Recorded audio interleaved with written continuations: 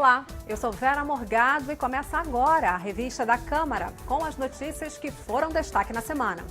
O governo desiste oficialmente da reforma da Previdência e anuncia uma nova pauta prioritária para o Congresso Nacional.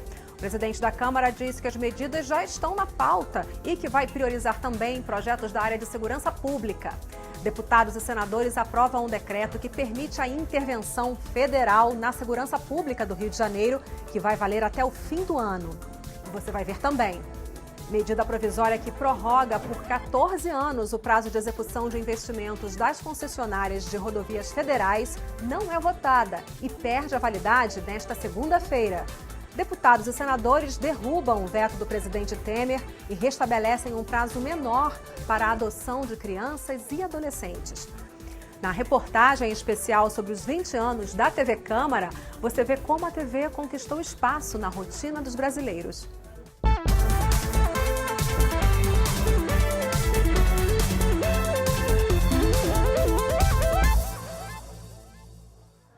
Na semana que passou, o governo anunciou uma nova pauta prioritária para o Congresso Nacional.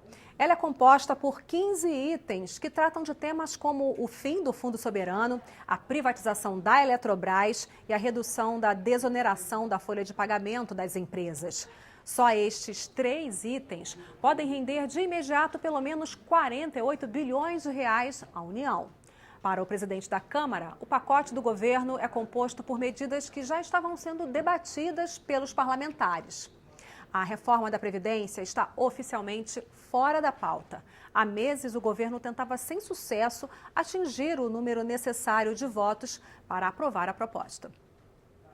O governo oficialmente anunciou a retirada da pauta desse assunto tão importante. Acabou.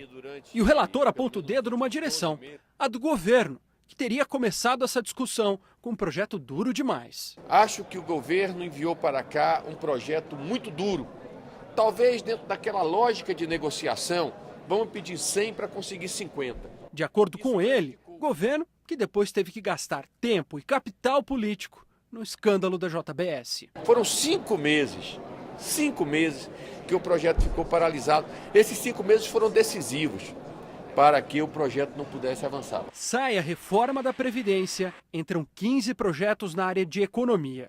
Eles vão desde a privatização da Eletrobras até a autonomia do Banco Central. Nós temos várias medidas que estão propostas nessa agenda que ajudam a manter o estado de reforma e de modernização do Brasil. O governo já acabou, se ele cuidar pelo menos da intervenção mal feita e mal planejada que fez, já seria um passo. Agora, querer fazer outras coisas, nós estamos no final de um governo, o governo Temer já deu o que tinha de dar, nós temos que preparar o país para a nova eleição. Das 15 medidas, 12 estão na Câmara ou no Senado, mas o anúncio foi feito pelo governo, o que causou um mal-estar com o presidente da Câmara. Esse é um café velho e frio que não atende como novidade à sociedade. Rodrigo Maia falou mais sobre essa pauta econômica do governo e do Congresso e sobre outros pontos que vão merecer atenção do Legislativo. São projetos que já estão na nossa pauta. O que a gente tem que trazer à pauta, eu acho que é isso que está faltando. Isso a gente vai introduzir junto com o presidente Eunício na próxima semana. É um debate mais profundo de outras alternativas para a discussão da redução das despesas da União, para que a gente possa sinalizar para frente para a garantia do cumprimento do teto de gastos no próximo ano. A gente tem que começar a pensar em alguma pauta que discuta a questão das despesas, porque, sem dúvida nenhuma, se olharmos para 2019, se nós não trabalharmos o lado da despesa, nós vamos ter problemas graves, tanto na regra de ouro como no teto de gasto. A projeção é que o teto de gasto no próximo ano já esteja explodido em mais de 20 bilhões de reais. Então a gente tem que construir soluções para que, sem precisar de forma nenhuma mexer na Constituição brasileira, a gente possa cumprir, o Brasil possa cumprir essas duas regras que são muito importantes. O presidente do Banco Central, Willa, me disse quando nós discutimos esse assunto há 2 semanas atrás, que achava que, mesmo antes de sabermos que a Previdência não seria votada, que nessa hipótese, talvez a possibilidade de votar a autonomia do Banco Central teria um peso muito grande. Claro que do ponto de vista fiscal não, mas talvez do ponto de vista da segurança jurídica, o que no futuro certamente gera um impacto forte, tanto na taxa de juros como na decisão de investimentos, a autonomia do Banco Central podia ter um peso muito forte. Como o trabalho dele tem sido muito bem executado e eu confio muito nele, a introdução desse debate talvez seja importante. Vamos ver em que momento. Eu defendo que a gente espere o julgamento e faça depois, porque a interpretação do Supremo sobre esse tema vai ser a base do trabalho. Ninguém pode desrespeitar uma decisão do Supremo. Rodrigo Maia disse ainda que vai esperar a decisão do Supremo Tribunal Federal sobre o teto do funcionalismo para pautar o projeto que trata do tema e que a Câmara não vai aprovar aumento de impostos. E deve começar a funcionar na próxima semana uma comissão que vai debater a privatização da Eletrobras, a maior na área de energia da América Latina. As negociações sobre o tema já começaram, como mostra o repórter Tiago Ramos. A reunião na residência oficial juntou o presidente da Câmara, o presidente da Eletrobras e o futuro relator da proposta de privatização. O deputado José Carlos Aleluia já anunciou 2 mudanças na proposta do governo. A primeira é que o Centro de Pesquisa de Energia Elétrica, hoje vinculado à Eletrobras, vai ganhar mais autonomia e passar a ser mantido por todo o sistema elétrico. A segunda mudança é em relação ao Rio São Francisco. Parte do dinheiro arrecadado com a geração de energia no rio vai ficar ali mesmo, direcionado para a revitalização do São Francisco. Isso já estava previsto no projeto original, mas agora o relator quer que os recursos fiquem em uma agência específica. Da forma que o governo propôs, o recurso ia parar dentro do orçamento da União e ia ser contingenciado, não ia aparecer em nada. Então nós queremos um recurso explícito e claro para ser investido no setor, no Rio, no desenvolvimento, com a administração privada. Eletrobras e região Nordeste formam um capítulo à parte nessa história. No final do ano passado, todos os 9 governadores da região assinaram uma carta questionando a privatização.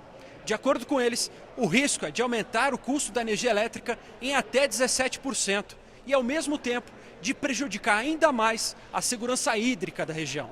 Ou seja, poderá haver um foco de resistência no Nordeste à privatização da Eletrobras. Quero saber se a China faz isso. Quero saber se os Estados Unidos faz isso. Quero saber se a Alemanha faz isso. Nenhum desses países permite que seja privatizado para o capital estrangeiro setores de fonte de energia elétrica. Está querendo se copiar o modelo inglês. Na Inglaterra, 70% da população hoje quer, sabe o quê? A restatização do sistema. O deputado José Carlos Aleluia nega que a agência seja um prêmio de consolação para os governadores do Nordeste. Não é prêmio. O dinheiro não vai para os governadores. O dinheiro vai para o São Francisco. Eu acho que os governadores do Nordeste ficaram vivamente interessados na agência, porque o que tem hoje não é muito bom para eles. A agência é muito melhor para eles. Agora, preciso conversar. Nossa expectativa é que no máximo até 15 de abril a comissão tenha votado e que nas 2 semanas seguintes, no máximo, a Câmara possa votar, né, a regra de abertura, de venda do controle da Eletrobras. O presidente da Câmara confirmou que na próxima terça-feira deve definir, durante reunião com os líderes partidários, o cronograma de votação da pauta de propostas para combater a violência no país. No Brasil, são registradas em média 60 mil mortes violentas por ano, número que assusta e pede uma solução urgente. Mas foi a intervenção na área de segurança pública do Rio de Janeiro que reacendeu a urgência para se aprovar medidas para combater a criminalidade. O presidente da Câmara, Rodrigo Maia, tem pressa e quer discutir com os líderes, já na semana que vem, algumas propostas na área. O Sistema Integrado de Segurança Pública, o anteprojeto do ministro Alexandre Moraes e o projeto de lei de execuções penais que veio do Senado. Nós estamos discutindo aquilo que nós entendemos que pode ser modificado, aonde a legislação pode essa legislação pode ajudar. O projeto de lei do Senado modifica a Lei de Execuções Penais, o Código de Processo Penal, a Lei de Crimes Hediondos e o Código de Trânsito Brasileiro. Entre as mudanças propostas está o aumento de pena para vários crimes. Já o anteprojeto, que deve ser entregue à Câmara nos próximos dias pelo ministro do Supremo Tribunal Federal, Alexandre de Moraes, prevê penas mais duras para os crimes de tráfico de drogas e armas. Num ponto, todos concordam. É preciso criar uma política nacional de segurança pública. Mas as divergências começam quando o assunto é como estruturar e priorizar as ações. Nós precisamos ter resultado agora, imediato, a curto prazo. E a única solução a curto prazo é endurecimento da legislação penal. Eu prefiro o caminho democrático, duro, seguro, com prevenção, com ações ostensivas e principalmente com integração dos órgãos de segurança pública. Para este pesquisador de políticas penais, é preciso ir além desse dualismo. Um passo seria definir o papel da União, estados e municípios e estruturar um sistema nacional de segurança pública. Ele aponta algumas prioridades. Essa política de guerra às drogas que o Brasil e outros países da América Latina importaram dos Estados Unidos, ela é um grande equívoco. Assim, ela, de alguma forma, fomenta um cenário de guerra, onde o Brasil vivencia as maiores taxas mundiais de homicídios. A gente precisa de uma reforma desse modelo de policiamento. O Congresso Nacional publicou na última quarta-feira o decreto legislativo que autoriza a União a intervir no Rio de Janeiro na área de segurança pública. Deputados e senadores aprovaram o decreto no início da semana. Aqui na Câmara foram 7 horas de debate para chegar ao placar final, com 340 votos favoráveis, 72 contrários e uma abstenção. Foi a primeira vez que a Câmara se reuniu para votar um decreto de intervenção desde que foi promulgada a Constituição de 1988. O instrumento permite que o governo federal assuma toda a política de segurança pública no estado do Rio de Janeiro, incluindo os presídios. Essa ação da intervenção é correta. É tomada em um momento em que a população pede socorro. E essa casa simplesmente virar as costas para o que está acontecendo ou partidarizar essa discussão é colocar em jogo a vida das pessoas. Utiliza essa intervenção no Rio de Janeiro, que é uma medida exclusivamente política, para romper mais uma vez a Constituição. A medida não visa a segurança. Não há um plano apresentado. Não há um projeto claro. Há um projeto de criminalização total da população das periferias. O presidente da Câmara, que é do Rio de Janeiro, defendeu o decreto de intervenção diante do plenário. Estamos numa guerra contra o crime. Nossa arma é a Constituição. E a nossa missão é defender a democracia, dando aos Estados os poderes excepcionais previstos na Constituição para assegurar a manutenção da ordem e do Estado democrático de direito. A intervenção federal na segurança do Rio de Janeiro deve ser acompanhada de perto pelos deputados. O presidente da Câmara, Rodrigo Maia, disse que criará um observatório para acompanhar e fiscalizar as ações federais. Este observatório será um grupo formado por servidores da Câmara e vai funcionar de 1º de março deste ano a 31 de janeiro do ano que vem, para fiscalizar a transparência das ações e os resultados da intervenção. O ministro da Defesa, Raul Jungmann, garantiu que essa intervenção no Rio não é militar. A ação também foi aprovada por 2 conselhos ligados à presidência, como mostra a repórter Carol Nogueira. O Conselho de Defesa Nacional é um órgão de consulta do presidente da República quando o assunto é soberania nacional e defesa do Estado democrático. Deve ser ouvido nos casos de decretação de intervenção federal e é presidido pelo presidente da República. Além de vários ministros, integram o grupo os presidentes da Câmara e do Senado, deputados e senadores da base do governo e da oposição. Foi a primeira vez que esses conselhos se reuniram desde a aprovação da Constituição de 1988. Embora o papel seja apenas de um conselho consultivo, a consulta aos conselhos é considerada necessária em casos de intervenção federal, como a que acontece atualmente no estado do Rio de Janeiro. O ministro da Defesa, Raul Jungmann, frisou que se trata de uma intervenção federal e não de uma intervenção militar. claramente dizendo a intervenção é civil, a intervenção é federal e ela diz respeito aos aspectos administrativos. O ministro explicou medidas que podem ser necessárias durante a intervenção federal, como medidas coletivas de busca e apreensão. Na realidade urbanística do Rio de Janeiro, você muitas vezes sai com a busca e apreensão numa casa, numa comunidade, e o bandido se desloca, não é? Então você precisa ter algo que é exatamente o mandado de busca e apreensão e de captura coletivo, que já existiu, que já foi feito em outras ocasiões, ele precisa voltar para uma melhor eficácia do trabalho a ser desenvolvido, tanto pelos militares como pelas polícias. Veja agora quais são as regras que vão valer até o fim desse ano na segurança pública do Rio. O decreto assinado pelo presidente Michel Temer estabelece intervenção federal na segurança pública do Rio de Janeiro até o dia 31 de dezembro deste ano. Para comandar a operação, foi designado como interventor o general Walter Souza Braga Neto. O militar ficará subordinado ao presidente da República e não vai ter que se submeter às normas estaduais que entrem em conflito com as medidas da intervenção. O general vai poder requisitar os recursos financeiros, tecnológicos e humanos do Estado para realizar a operação e vai comandar todas as polícias do Estado. As demais atribuições continuam sob o poder do governador Luiz Fernando Pezão. A mesa da Câmara dos Deputados entrou no Supremo Tribunal Federal com um pedido de reconhecimento da prerrogativa do Poder Legislativo de decretar a perda de mandato de parlamentar.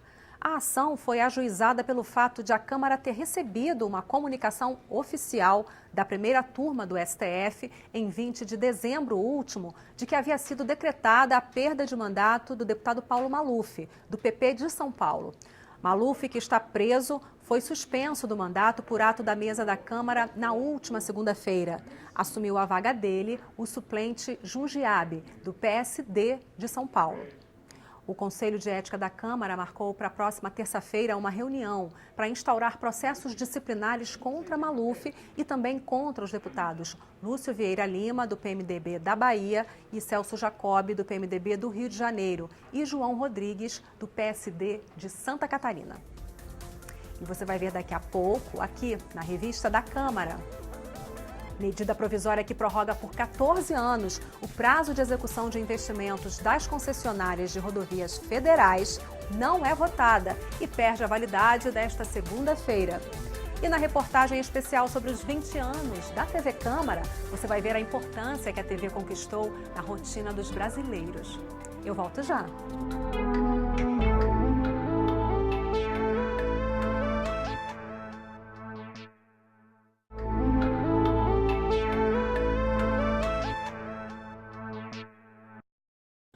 Deputados e senadores se reuniram em sessão do Congresso Nacional e derrubaram o veto presidencial feito à nova lei da adoção, aprovada pelo Legislativo. Também foi aprovado um projeto do governo que retira recursos de várias áreas prioritárias para repassar aos municípios. São 2 bilhões de reais. Já a MP que trata das concessões de rodovias ao setor privado deve perder a validade a partir desta segunda-feira. Dini Moraes mostra como foi o plenário. Deputados e senadores discutiram um projeto que libera 2 bilhões de reais para os municípios. Esses recursos não estavam previstos no orçamento da União para este ano. Houve críticas à forma como o governo está fazendo esse remanejamento, retirando dinheiro de várias áreas, até da segurança pública. Somente na educação federal foram cortados 600 milhões de reais. O governo federal vem aqui retirar milhões de reais de áreas estratégicas, inclusive de discussões que foram feitas de maneira exaustiva nas comissões, nas bancadas dos estados. Está tirando recursos de áreas essenciais, mas está colocando em uma área que é prioritária, que é dos municípios, que é lá que nascem e surgem os problemas. E que é lá que nós temos que encontrar a solução para esses problemas. Foi preciso costurar um acordo no plenário para permitir a aprovação. A gente aprova o PLN do jeito que está, com o compromisso do líder do governo, o deputado André Moura, que tem toda a credibilidade com esta casa, de mandar a correção através de um corte linear, onde aí sim justiça seja feita cada um pagará por um percentual dessa conta. Na sessão do Congresso Nacional para a votação de vetos presidenciais, houve discussão em torno da proposta que pretende agilizar a adoção de crianças.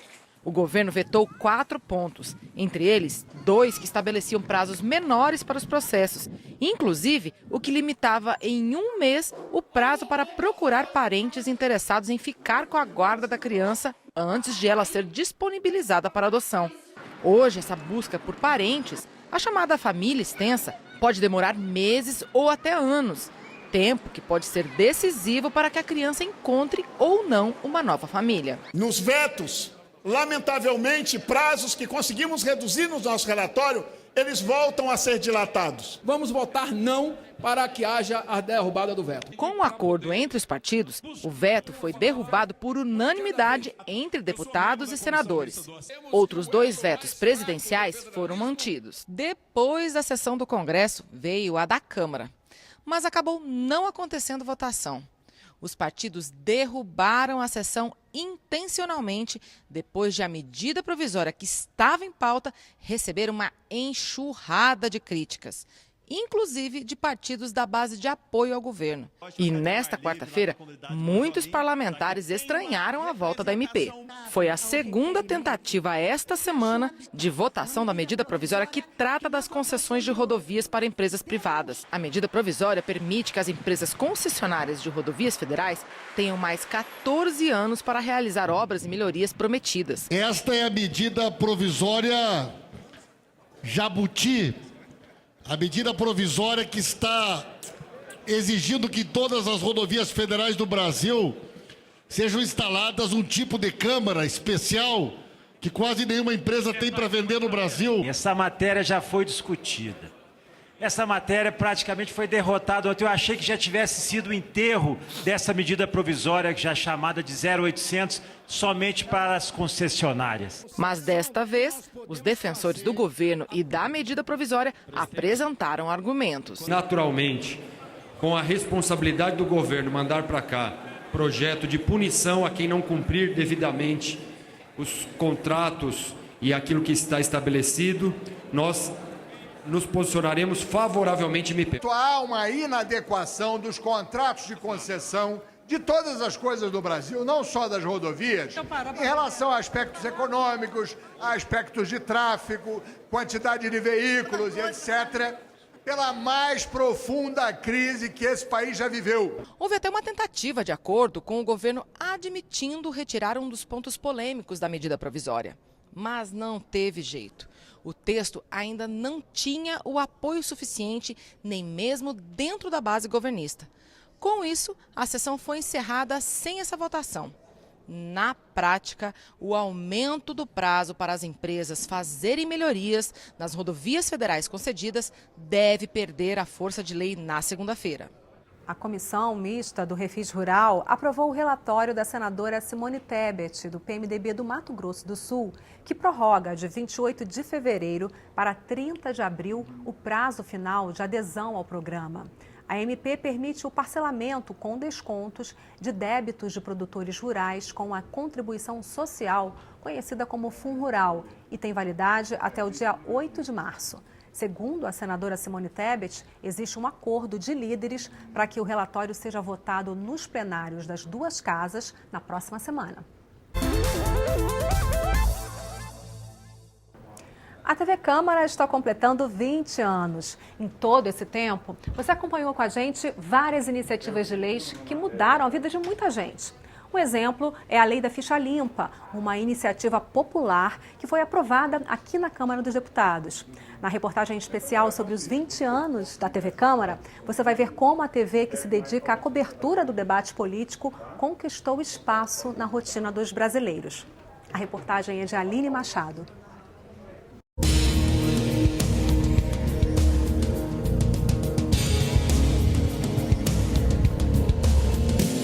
A sociedade, ela se empoderou com esse projeto de iniciativa popular. Jovita foi uma dos mais de 200 milhões de brasileiros que acompanharam a chegada das assinaturas à Câmara dos Deputados. Foram 8 meses de discussões, Câmara e Senado, antes de virar lei.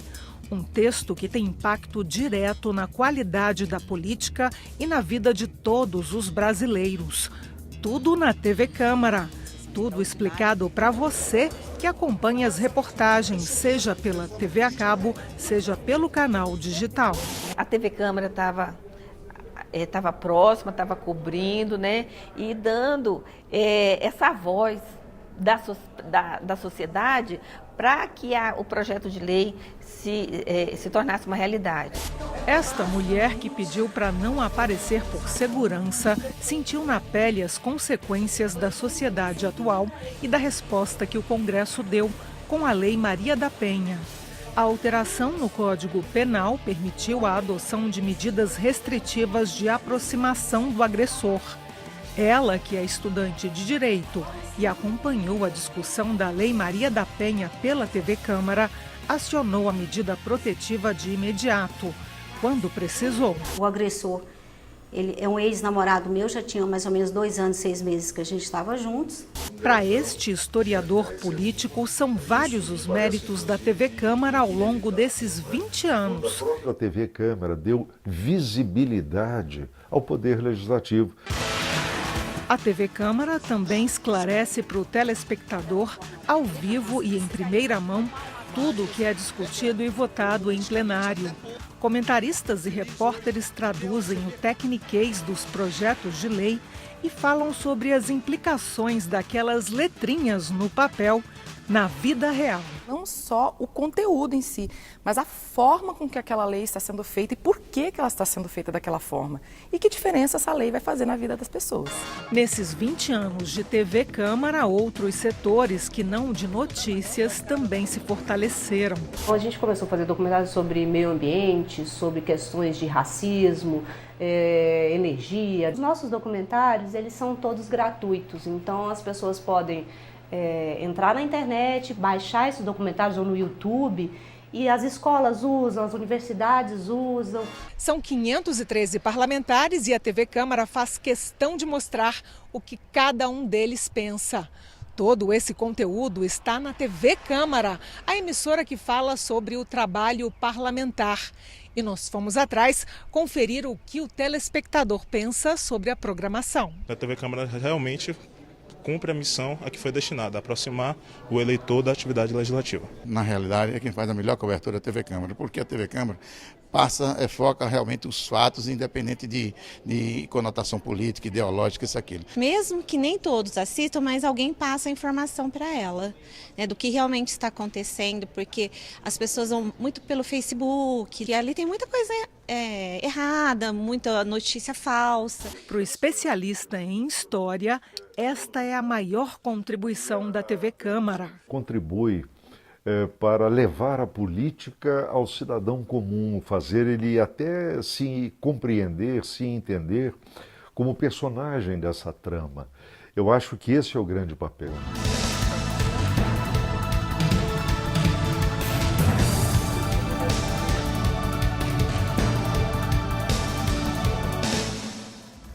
E você pode rever a revista da Câmara na nossa programação e também pela internet. O endereço é youtube.com/Câmara dos Deputados Oficial, tudo junto. Obrigada pela companhia. Tchau.